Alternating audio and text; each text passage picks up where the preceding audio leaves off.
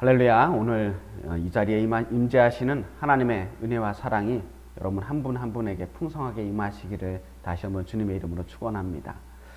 오늘은 세계 성찬주일입니다. 해마다 10월 첫째 주일을 세계 성찬주일로 지켜서 온 세계에 있는 기독교인들이 다 함께 동시에 성찬을 드리기로 약속하고 성찬식을 하는 날이에요. 하지만 지금 전 지구적인 이 전염병 때문에 아마 대부분의 교회가 오늘은 성찬식이 없는 주일을 보내게 될 것 같습니다. 그러고 보니까 올해 우리가 한 번도 성찬식을 하지 못했어요. 지난 송구 영신 예배 때 성찬식을 한 이후에 한 번도 하지 못했거든요. 매주 하지는 못하더라도 한 달에 한 번씩은 그래도 꼬박꼬박 성찬식을 해왔는데 이토록 오랫동안 성찬식을 하지 못하게 되니까 갈수록 성찬이 그리워집니다. 성찬이 너무 하고 싶었어요. 지난달에 앞에 보이시는 이 성찬기를 구입했습니다. 제주도에서 사역하시는 최광순 목사님이라고 하는 분이 만드신 성찬기예요. 편백나무를 깎아서 만든 성찬기인데 정말 기도하는 마음으로 정성껏 만드신 아주 귀한 작품입니다. 성찬은커녕 공동 식사도 못하는 이 상황에서 웬 성찬기를 샀냐고 말씀하실 분들도 계실지 모르겠어요. 그만큼 제 마음에 성찬이 간절했습니다. 직접 성찬을 나눌 수가 없다면 눈으로라도 좀 보면서 주님의 살과 피를 기억했으면 좋겠다 하는 마음이 들었습니다. 그런데 그마저도 눈으로라도 봐야 되는데 그마저도 교회에 나올 수가 없으니 볼 수가 없는 거예요. 그렇게 벌써 10월이 됐습니다. 이렇게 좀 지나가서 코로나 상황이 조금 더 좋아진다고 하더라도 다시 모여서 예배를 할 수 있다고 하더라도 적어도 당분간 올해 안에는 성찬을 다시 하기는 어렵지 않을까 하는 생각도 들었어요. 그래서 오늘 비록 비대면이지만 오히려 비대면이기 때문에 성찬을 할 수 있지 않을까 하는 생각을 해보게 되었습니다. 이렇게밖에는 성찬을 나눌 방법이 없습니다. 그래서 오늘 이렇게라도 주님의 살과 피를 기억하는 그런 성찬주일이 될 수 있기를 바랍니다. 성찬을 나누기 이전에 먼저 말씀을 통해서 성찬의 의미를 마음에 새겨보려고 합니다. 오늘 말씀은 사도 바울이 성찬에 대해서 최후의 만찬에 대해서 이야기하고 있는 장면이에요.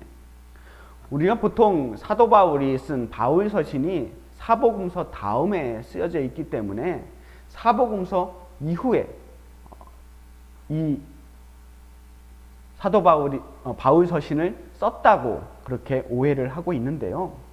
사실 시대적 배경은 사복음서가 예수님이 살아 있을 때의 배경이고 바울 서신은 그 이후의 일이기 때문에 시대적 배경은 그렇습니다만 사실은 바울 서신이 사복음서보다도 몇십 년이 먼저 쓰여졌습니다.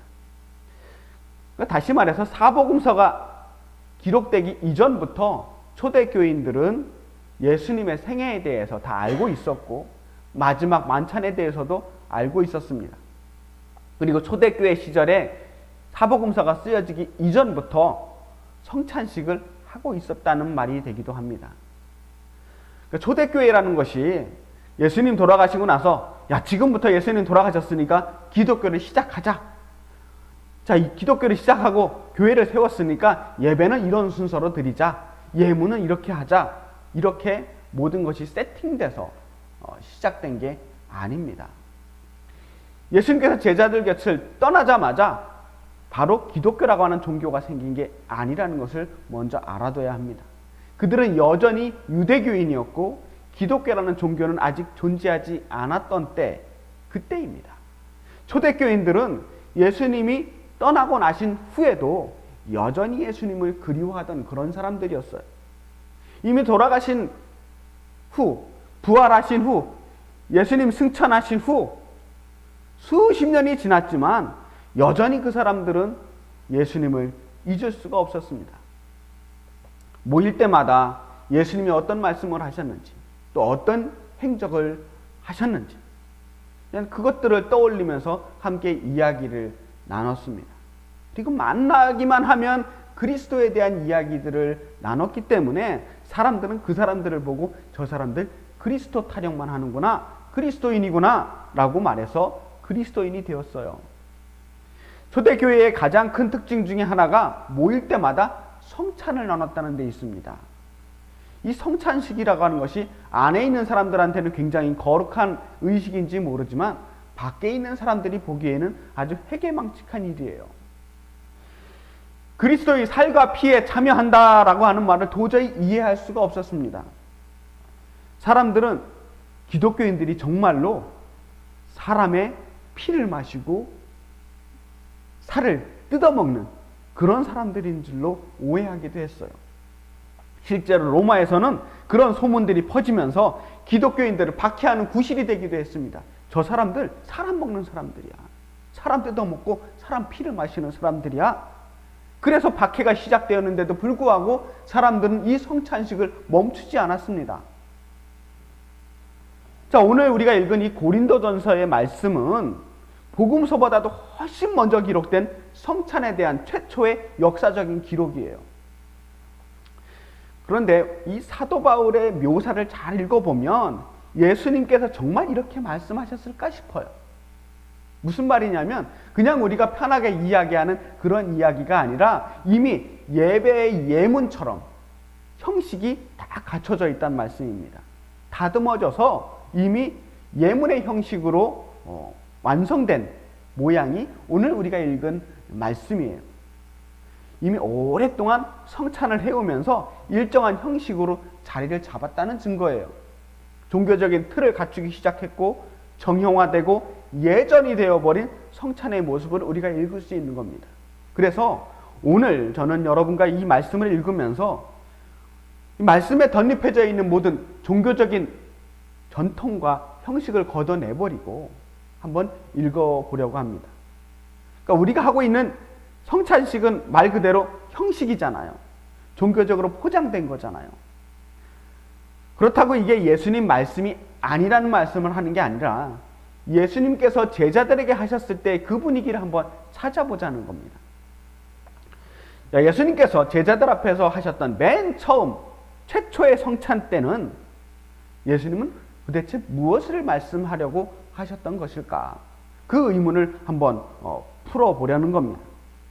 또 한 가지 의문은 도대체 왜 어째서 예수님의 제자들은 그리고 초대교인들은 이 마지막 식사에 집착하게 된 것일까?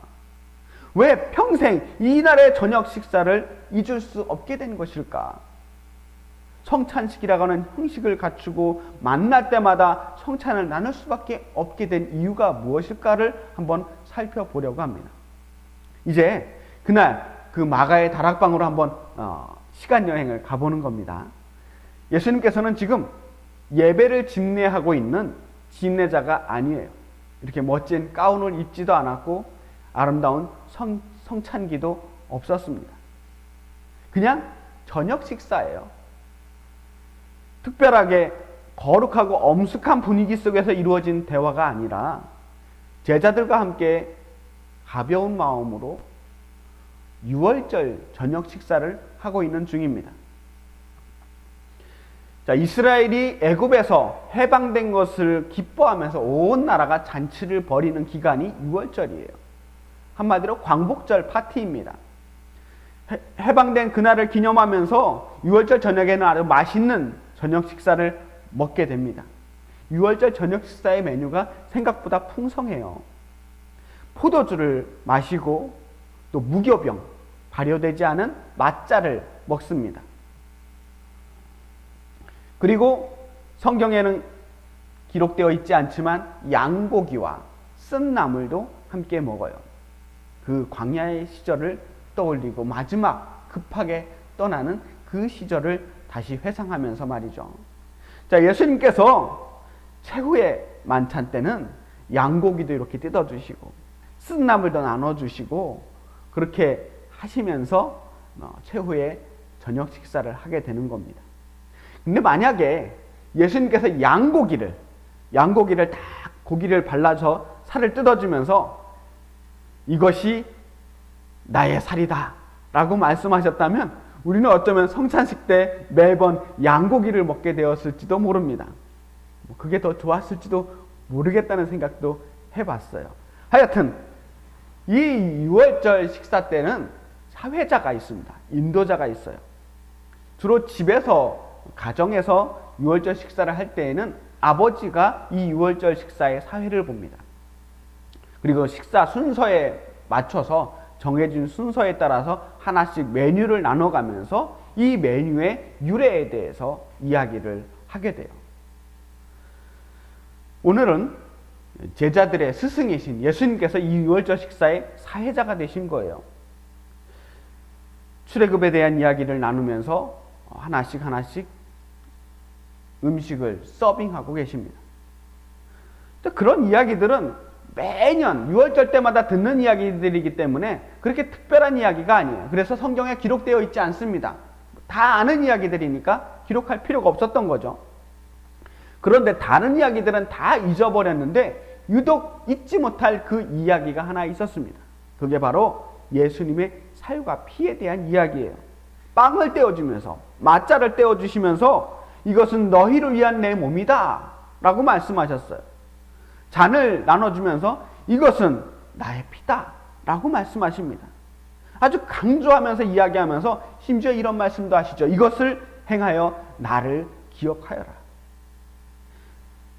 이 얘기는 원래 6월절 식사 멘트에 없는 이야기거든요.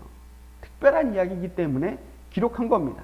하지만 예수님의 제자들은 이 얘기를 들을 당시에 이게 무슨 말인지 아무도 이해할 수가 없었습니다. 무슨 알아듣지 못하는 어려운 이야기를 하시는가 보다 하고 그냥 지나갔을 겁니다. 그런데 그 밤이 지나고 역사가 일어납니다. 그날 밤 예수님께서 잡혀가셨고 그리고 하루 만에 예수님은 끔찍한 고난을 당하시고 십자가에 달려 돌아가시는 거예요. 불과 어제 저녁만 해도 같이 밥을 먹었는데 오늘 돌아가셨어요. 하루 만에 정말 거짓말 같은 일들이 일어나게 된 거예요. 제자들은 너무나 무서워서 도망치기도 하고 몇몇 제자들은 몰래 숨어서 예수님이 어떤 고난을 당하시는지 숨어서 지켜보기도 했을 겁니다.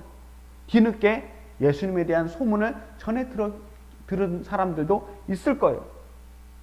로마 병정들이 채찍으로 예수님을 때리면서 신문을 합니다. 그냥 회초리 때리는 수준이 아니에요. 로마 병정들의 가죽 채찍 끝에는 쇠조각과 금속으로 된 쇠조각과 뼈조각 같은 것들이 달려 있었어요. 한번 휘두를 때마다 이게 몸에 감아요. 감겨 있다가 다시 채찍을 당기면 그 감겨 있던 채찍에서 살덩어리가 묻어나와요. 찢겨져 나오는 거예요. 예수님의 살이 만신창이가 되었습니다. 그 살이 찢기는 걸 보는 순간 제자들은 가슴이 철렁 내려앉았어요. 어젯밤에 예수님께서 맞자를 찢으시면서 이 찢긴 살이 나의 살이다 라고 말씀하셨던 그 말씀이 떠오르는 거예요. 이것은 나의 몸이다 라고 했던 예수님의 말씀이 떠오르기 시작했어요. 정말 빵이 찢겨 나가듯이 예수님의 살이 힘없이 뜯어져 나오는 거예요. 채찍질 당한 그 살 사이로, 찢겨진 살 사이로 피가 흘러나와요.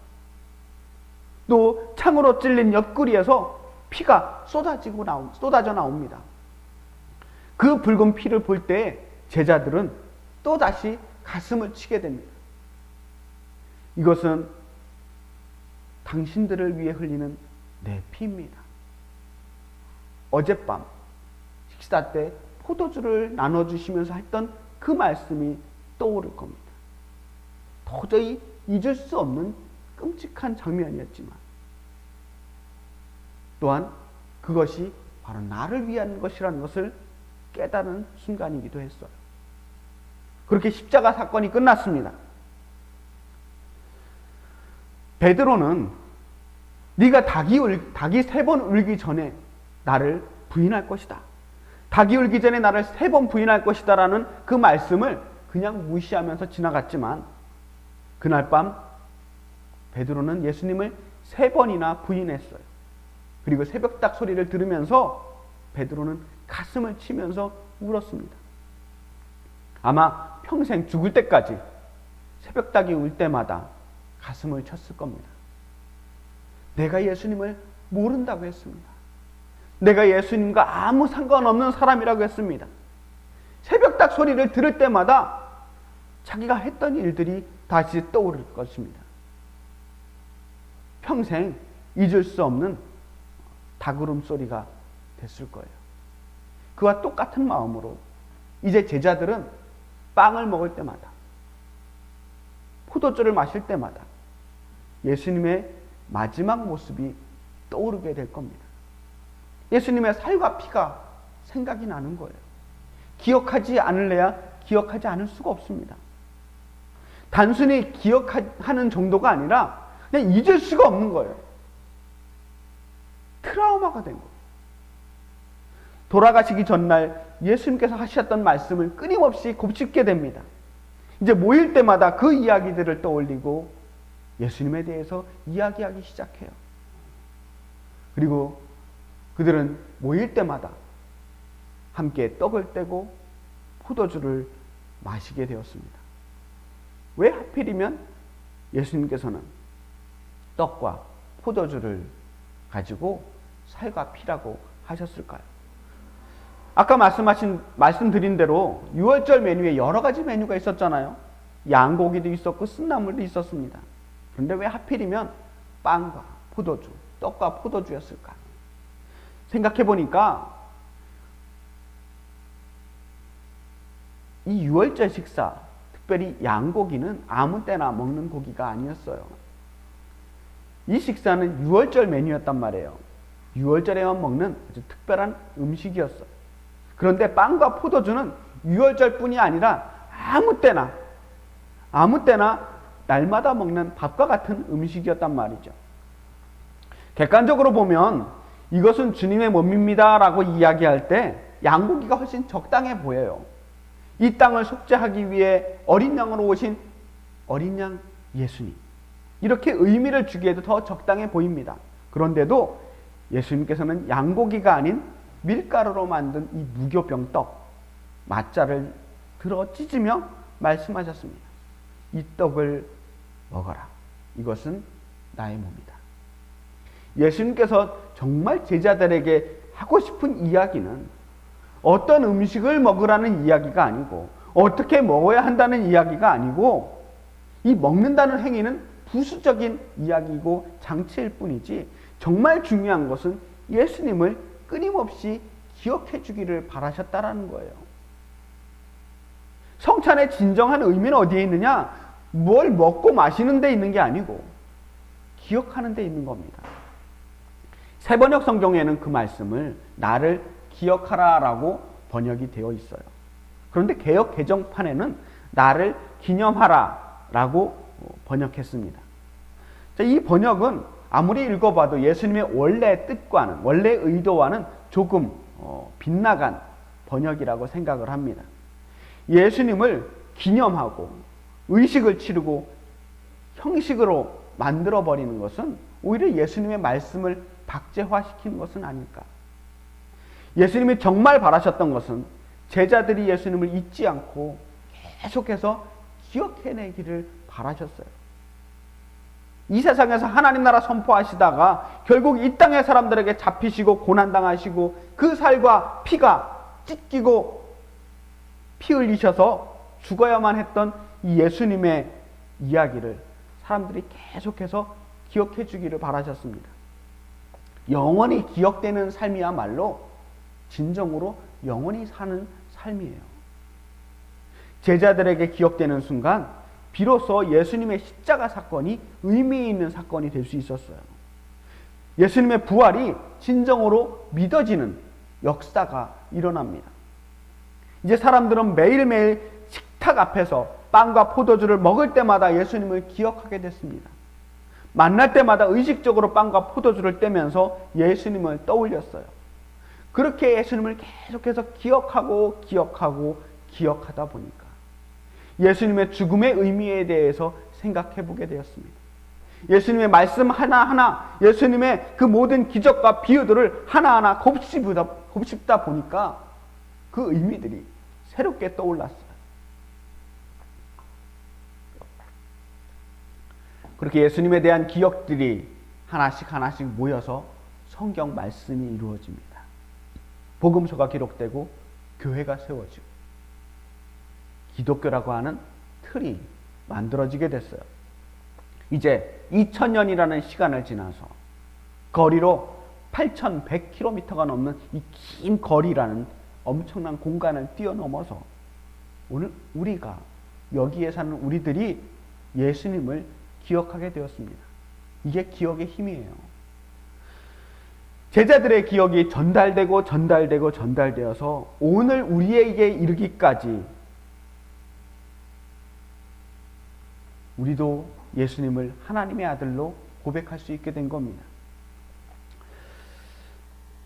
그 예수님의 찢겨진 살과 피가 바로 나 때문에 흘리신 것이라고 하는 것을 우리가 고백하게 된 겁니다. 이제 성찬은 기독교의 가장 중심의 자리에 놓여 있게 되었어요. 모든 교리와 예식의 시작은 성찬입니다. 기독교라는 종교 가장 중심에는 성찬이 있어요. 요즘에는 이 성찬이라고 하는 것을 기독교의 중심에 두지 않고 오히려 설교가 중심이 되어버렸지만, 그래서 이 성찬은 어쩌다 한 번씩 하는 특별 이벤트가 되었지만 저는 여전히 예배의 중심에는 성찬이 있어야 된다고 생각합니다.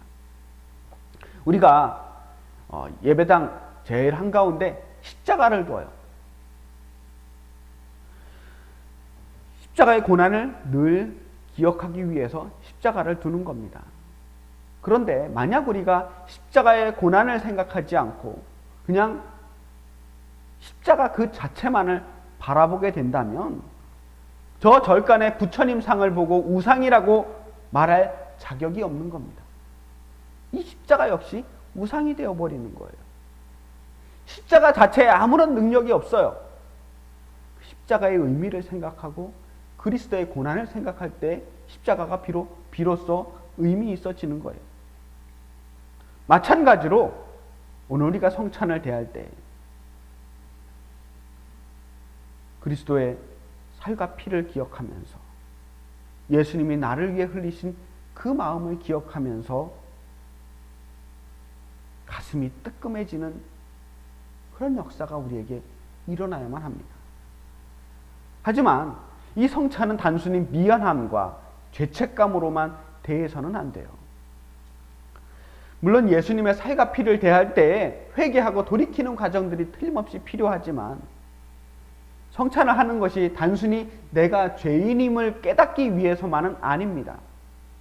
성찬은 하나님과 우리가 더 깊은 관계로 나아가게 하는 장치가 돼요.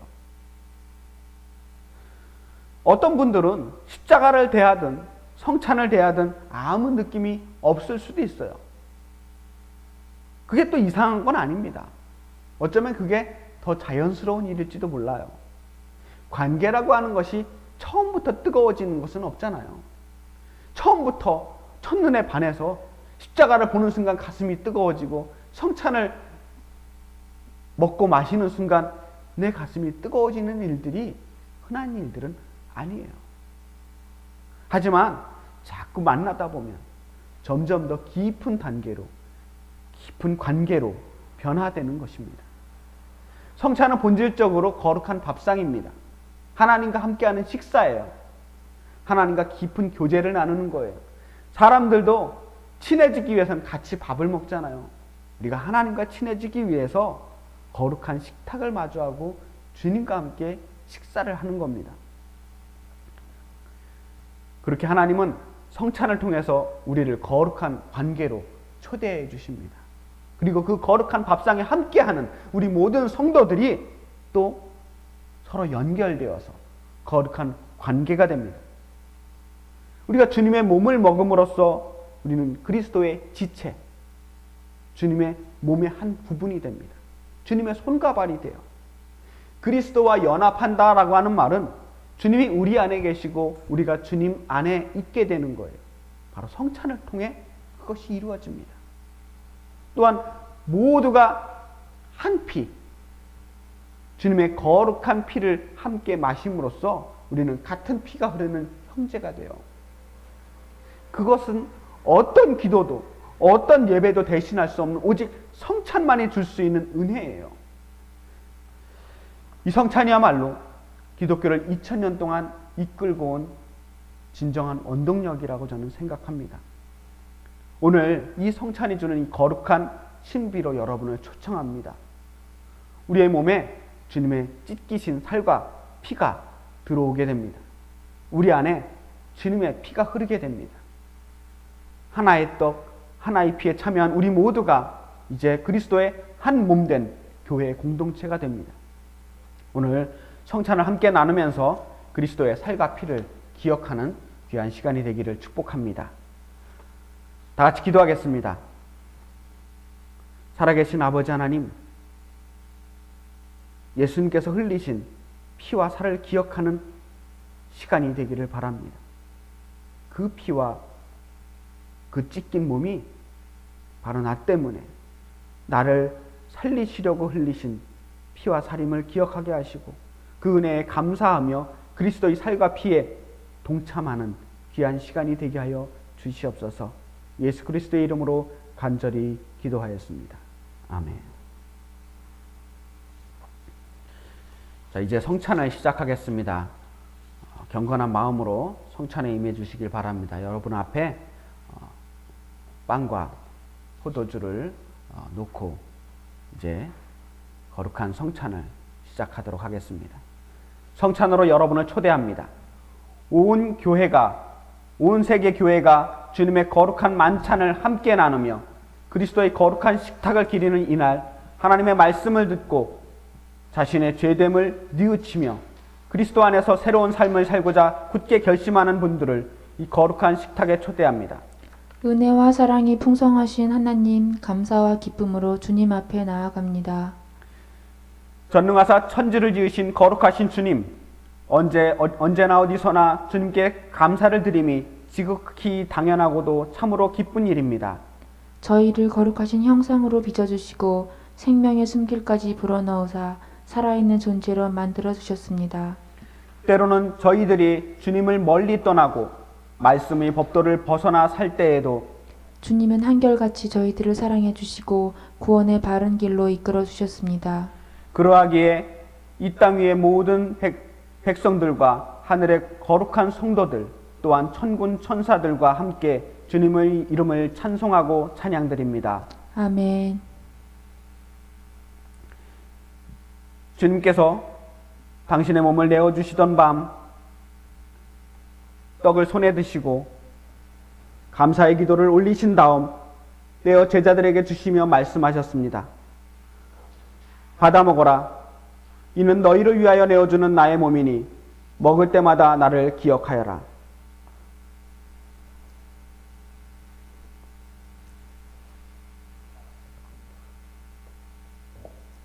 식후에 주님께서는 잔을 드시고 감사 기도를 올리신 후에 제자들에게 돌리시며 말씀하셨습니다. 이 잔을 마시라. 이는 죄사함을 얻게 하려고 많은 사람들을 위해 흘린 새 언약의 피니 이를 행할 때마다 나를 기념하여라.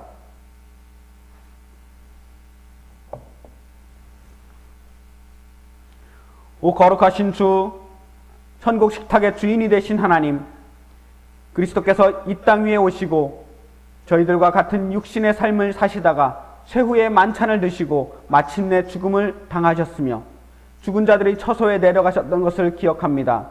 사흘 만에 죽은 자들 가운데서 다시 살아나시어 하늘에 오르사 저희를 위해 간구하시고 성령을 보내사 주의 종들로 하여금 땅끝까지 복음을 전하게 하심을 항상 기억합니다. 그러므로 그리스도의 사제직을 힘입어 저희들도 이 신앙의 신비를 간직하고 기념하면서 영원한 생명의 식탁에 참여할 때까지 그리스도의 구원의 사역을 성취하게 하소서. 그리스도께서 죽으셨다가 그리스도께서 다시 사셨네. 그리스도께서 다시 오시리라. 여기 모인 저희들 위에 성령을 내리소서. 진설된 떡과 포도주에도 성령을 내려 주소서. 이 성찬이 그리스도의 몸과 피가 되게 하사 이를 먹고 마시는 저희들도 말씀이 육신이 되신 예수님처럼 그리스도의 새 몸을 입어 세상을 변화시키는 힘이 되게 하옵소서. 오 주님, 어서 오셔서 이를 이루소서. 그리스도께서 우리 곁에 다시 오실 때까지, 우리 모두 천국 잔치에 참여할 때까지 그리스도와 하나가 되게 하소서. 서로 하나가 되게 하소서. 온 교회가 하나가 되게 하소서. 하나님의 아들 예수 그리스도를 통하여 위로의 거룩하신 성령과 더불어 모든 존귀와 영광이 영원토록 전능하신 하나님 아버지께 있사옵나이다. 아멘. 주님의 평화가 여러분과 함께 또한 목사님께도 함께 하시기를 빕니다. 이제 화해와 평화의 징표로 인사를 서로 나눕시다. 주님의 평화가 함께 하시길 바랍니다. 주님의 평화가 함께 하시길 바랍니다. 이 빵이 하나이듯 여기에 모인 우리들도 하나입니다. 하나의 떡에 함께 나누기 때문입니다.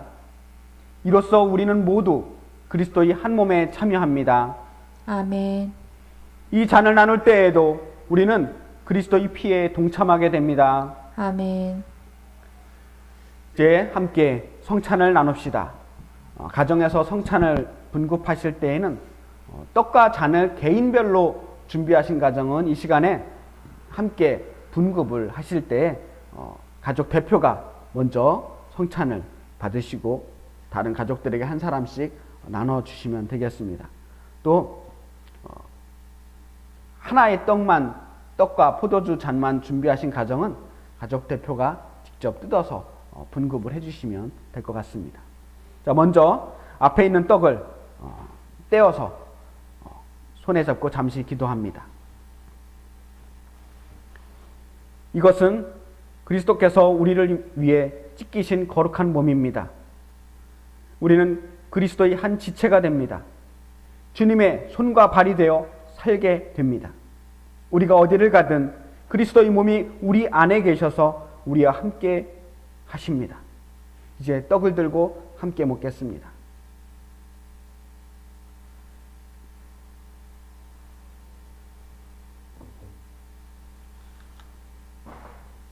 이제 앞에 있는 포도주를 들고 손에 들고 함께 기도하겠습니다. 이것은 그리스도께서 우리를 위해 흘리신 보혈입니다. 이것을 마실 때 그리스도의 보혈이 우리 안에 들어오셔서 우리 안에 주님의 피가 흐르게 됩니다. 주님께서 우리들의 생명의 근원이 되시고 우리를 하나님의 뜻에 합당하게 살게 하십니다. 이제 잔을 들고 함께 마시겠습니다.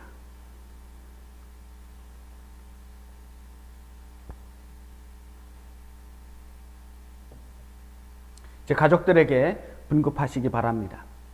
한 사람씩 나오셔서 분급을 받아주실 때 분급해 주시는 분은 이것이 그리스도의 몸이요 흘리신 피인 것을 다시 한번 말씀해 주시기 바랍니다.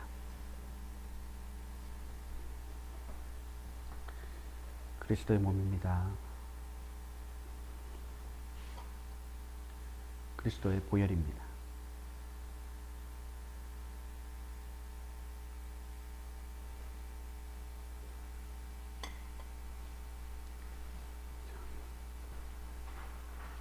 주님의 몸입니다. 주님께서 흘리신 보혈입니다.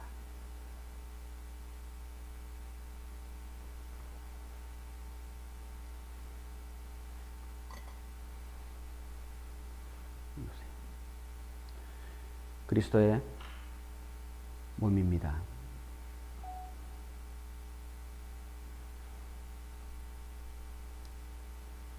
주님께서 흘리신 보혈입니다.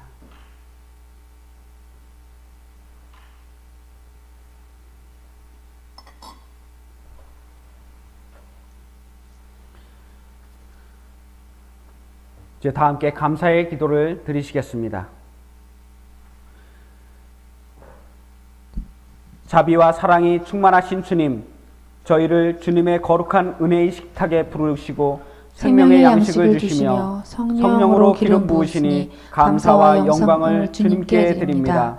죄와 사망을 이기시고 부활하신 주께서 세상 끝날까지 저희와 함께 하셔서 성령의 능력 안에 행하게 하소서. 주님의 거룩한 살과 피를 나눈 저희들로 죄를 이기고도 남을 생명의 힘을 주시고 주님의 복음을 땅끝까지 이르게 전파하게 하시며 천국의 거룩한 식탁에 참여할 그날까지 힘과 능력으로 함께하여 주시옵소서. 예수 그리스도의 이름으로 기도합니다. 아멘. 이제 결단의 기도를 드립니다. 우리 안에 주님의 살과 피가 흐릅니다. 아멘. 주님께서 우리 안에 함께 계십니다. 오늘 우리가 함께한 거룩한 식탁은 주님께서 베풀어 주신 은혜입니다. 우리가 먹고 마실 때마다 주님을 기억하겠습니다. 영광이 성부와 성자와 성령께 처음과 같이 이제와 항상 영원히. 아멘.